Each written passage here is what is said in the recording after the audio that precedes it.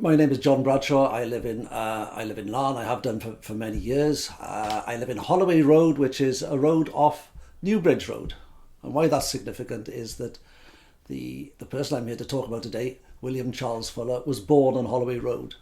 Not quite sure where. There are a couple of places who claim that he was born there, but anyway, he lived in Newbridge Road, and he still has family in Larne today, although he himself left Larne at an early age and went to live in Swansea.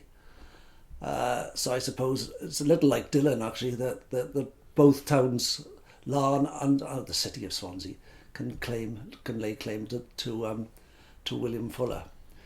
So what he was famous for was he was the first Welsh VC. Early on in the war, in very early 1914, he rescued one Captain Haggard, who was leading an assault on the German lines, and unfortunately got too far ahead of his men, which was, I don't know whether that was just because he was keen or perhaps he was particularly quick, I don't know. Anyway, he was wounded, and apparently he was some 200 yards in front of his men, and Fuller, I suppose, well, yes, in an act of bravery, went and picked up Captain Haggard and carried him back to his own lines. There's a secondary story which suggests that Haggard then said, "I've left my rifle there, and we don't want that falling into the hands of the Germans." So William Charles Fuller, off he went again and collected the rifle. He then carried Haggard to a dressing station where his wounds were tended. And he came up with the famous expression, "Stick it Welsh." Now I suppose it's a rather strange expression, actually, because it's now above the barracks in Maindy, I understand, but it could be interpreted in all sorts of different ways, actually, if you think about it. Stick it Welsh, well, yeah, stick it where, I don't know. Anyway, so unfortunately during that night, Haggard died of his wounds.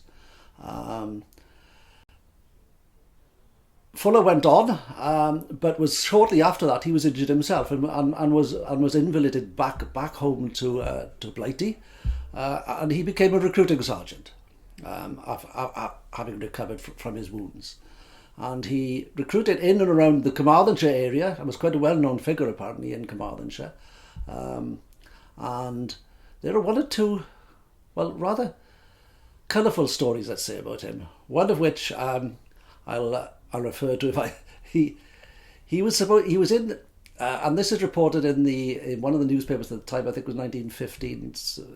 Yeah, 1915. That he'd been giving this recruiting speech in Fishguard, and it was full of phrases like, "If you're not fit to live, you're not fit to die, and if you're not fit to die, you're not fit to live." I'm not quite sure what that means really, but still, it obviously made sense at the time. Now, it just so happened that there was a travelling menagerie, something you don't get now, a menagerie, animals. And Fuller was making this speech, and he was challenged by members in the crowd to, if he was so brave, why didn't he just go into the lion's den, which was presumably just alongside him. Now then, and Fuller, being a somewhat larger-than-life character, obviously threw off his hat and strode into the lion's den and stroked a lion's mane. Now, whether this story is true or not, because it's topped off in the paper by saying that the proprietors of the menagerie was so astounded by this feat that they gave him a gold medal. Now, whether they just happen to have a gold medal lying about at the time, it's not really said. But anyway, so that was. I'm fond of that story because it's sort of, and even if it's not true, it ought to be true. That's the great thing about it.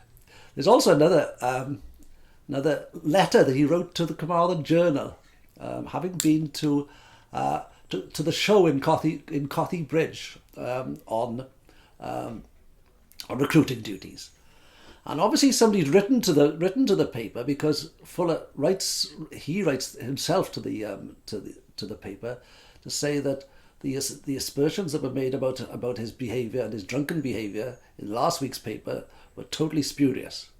because I had not partaken of any strong drink, and those who know me know I never do partake of strong drink. And the only thing I had to drink that day was tea and lemonade. I remain, sir, your obedient servant, Charles William Fuller, VC. I suppose that says something about the man, and it's always difficult at this sort of distance to get a feel of, you know what they did, but you don't know who they were really. And I suppose those two stories give you some idea of what he was as well, and the sort of person he was. He still has, as I mentioned before, he still has family in Larne. The Williamses and the Flemings, the Fleming Williamses, who lived again in Holloway Road and Newbridge Road. But as far as I'm aware, there's no, the connections are now somewhat distant. He had a daughter who came down for his for the unveiling of a plaque to him some last year, and and he is now commemorated as he should be in the place of his birth.